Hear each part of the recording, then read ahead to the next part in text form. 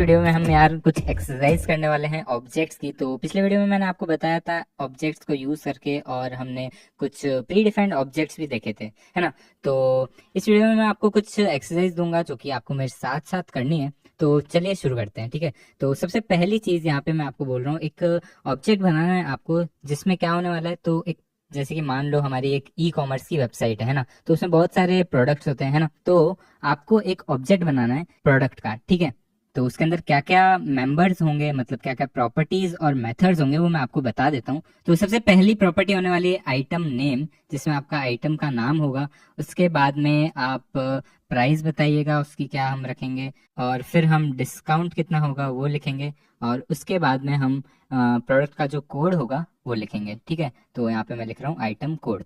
तो एक minute pause कीजिए वीडियो और खुद से ट्राई कीजिए इस ऑब्जेक्ट को बनाने का, फिर हम साथ में इसे बनाते हैं, ठीक है। तो आई होप आपने ट्राई किया होगा। अब फटाफट से चलते हैं और ऑब्जेक्ट एक बार बना के देख लेते हैं। तो मैंने यहाँ पे एक वेरिएबल बनाया, लेट प्रोडक्ट, या फिर हम कांस्टेंट ले लेते हैं, है ना। और उसके बाद में हम इसके अंदर इस ऑब्जेक्ट को डिफाइन कर लेते हैं। तो सबसे पहले हमारा आइटम नेम हो गया, तो यहाँ पे मैंने लिखा फ्लावर। और उसके बाद में हम लिखेंगे प्राइस, और यहाँ पे मैंने लिखा 50। तो हमने लिखा 50 रुपीज़ इसकी प्राइस। और यहाँ पे हम कॉमा से इसको सेपरेट कर लेते हैं। उसके बाद में हम डिस्काउंट लेने वाले हैं, तो मान लो हमारा 20% का इसमें डिस्काउंट है, ठीक है। और ये हम नंबर में लिखेंगे, और प्राइस को भी हम यार नंबर में लिखेंगे, ठीक है, स्ट्रिंग में नहीं। और उसके बाद में हमारा लास्ट चीज़ है वो है प्रोडक्ट कोड, या फिर आइटम कोड, ठीक है। और इसको मैं यहाँ पे लिख रहा हूँ F40, ठीक है। अब ये तो हमारा ऑब्जेक्ट जो है वो बन चुका है। आई होप यार आपने भी कुछ ऐसा सा ही सिमिलर बनाया होगा। अब आपको क्या करना है, आपको यार इसके बाद में सेम चीज फैक्ट्री फंक्शन और कंस्ट्रक्टर फंक्शंस को यूज करके बनाना है। तो फिर से यार पॉज करके इसी ऑब्जेक्ट को फैक्ट्री फंक्शंस और कंस्ट्रक्टर फंक्शन से बना के ट्राई कीजिए, है ना। अब आई होप आपने ट्राई किया होगा फैक्ट्री फंक्शन यूज करके ऑब्जेक्ट बनाने का। अब हम चलते हैं खुद से बना के ट्राई करते हैं, ठीक है। तो यहाँ पे मैंने फंक्शन लिखा, और उसके बाद में हमारा फैक्ट्री फंक्शन का नाम, तो यहाँ पे मैं लिख देता हूँ क्रिएट प्रोडक्ट। और इसके अंदर क्या क्या हम इनपुट देने वाले हैं, पैरामीटर्स, वो लिख देते हैं। तो यहाँ पे मैं लिख देता हूँ नेम, फिर प्राइस, और उसके बाद में डिस्काउंट, ठीक है। तो ये तीन चीज हम ले लेते हैं, और हाँ हमारा आइटम का कोड, ठीक है।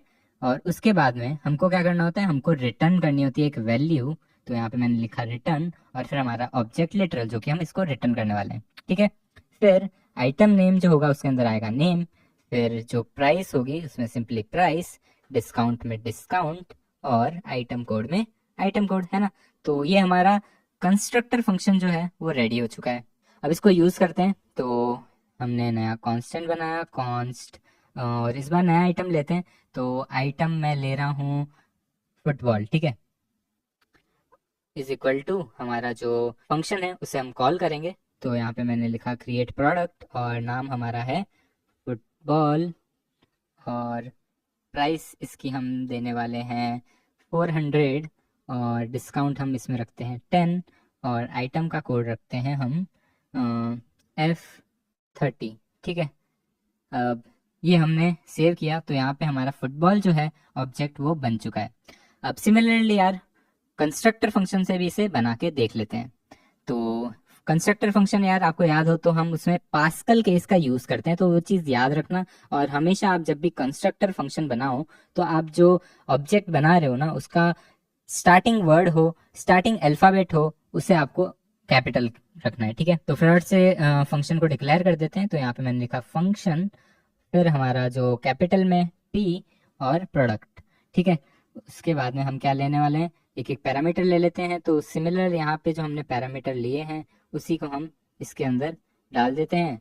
और उसके बाद में मैंने आपको बताया था दिस का हमको यहाँ पे यूज करना होता है, this dot item name is equal to name, ठीक है। फिर आपको अगला पैरामीटर लेना है, तो उसको हम स्टोर करवाएंगे प्राइस में। तो यहाँ पे हमने लिखा price is equal to price, ठीक है। और similarly this dot discount is equal to discount, ठीक है। और लास्ट जो है हमारा आइटम कोड, उसको हमने आइटम कोड में स्टोर करवा लिया। तो ये हमारा बन गया एक कंस्ट्रक्टर फंक्शन। अब इससे भी हम एक नया प्रोडक्ट बनाएंगे, तो हम इसमें यूज़ करते हैं एक नया प्रोडक्ट जिसका नाम मैं ले रहा हूँ मोबाइल।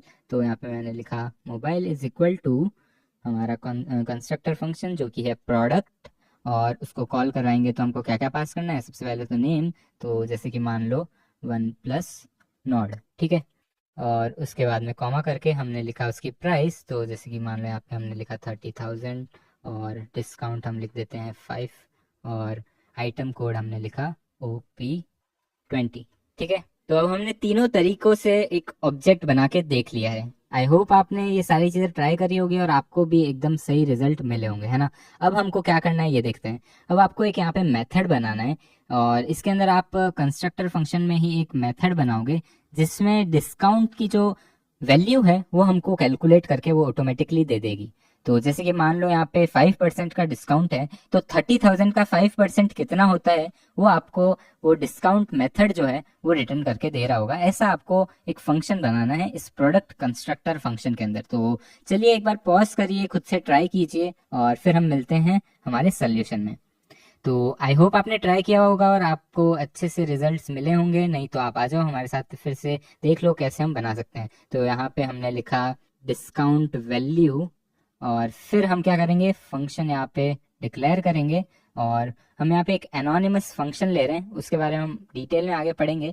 तो उसको डिक्लेयर करने के लिए आप खाली फंक्शन लिखो, और आप चाहो तो फंक्शन कीवर्ड को हटा भी सकते हो, लेकिन फिर आपको दूसरे तरीके का फंक्शन यूज़ करना होगा जो कि हम बाद में पढ़ेंगे। तो हम नॉर्मली एनोनिमस फंक्शन का यूज़ कर लेते हैं, ठीक है। अब इसके अंदर मैं आ जाता हूँ, और आपको क्या करना है, आपको यहाँ पे एक वैल्यू रिटर्न करनी है। क्या रिटर्न करनी है, तो बेसिकली हमारा जो प्राइस है उसको आप मल्टीप्लाई करोगे डिस्काउंट से और डिवाइड करोगे 100 से, है ना।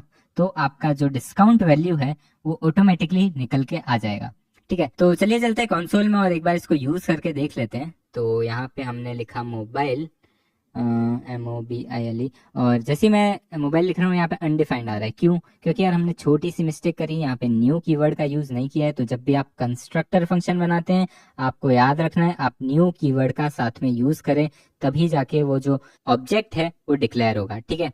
तो अब फिर से हम इसे सेव करते हैं, और अब अगर मैं यहाँ पे मोबाइल लिखूं तो आप देख सकते हैं यार मोबाइल हमको यहाँ पे दिख रहा है।